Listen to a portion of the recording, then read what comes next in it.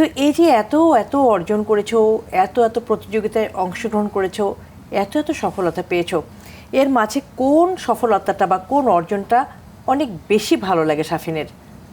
আমার কাছে মনে হয় ওই যে 2019 সালের যে আন্তর্জাতিক প্রতিযোগিতা, ওটাই আমার কাছে সবচেয়ে বেশি ভালো মনে হলো। চীনে যেটা হয়েছিল ওইটার মাধ্যমে আমি প্রথমবার প্লেনে উঠছি, উড়োজাহাজে উঠছি, মাকে নিয়ে উঠা হয়েছে।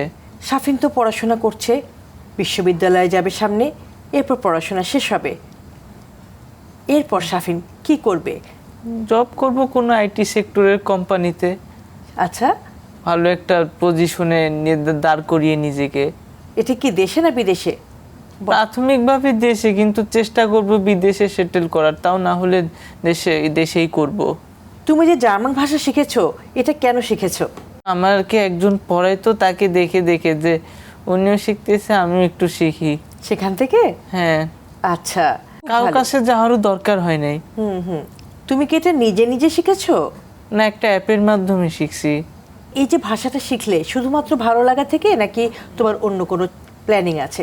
একদিকে তো ভালো লাগা, অন্যদিকে ইউরোপে যাওয়ার মানে একটা ইচ্ছা থেকেই করা। ও আচ্ছা,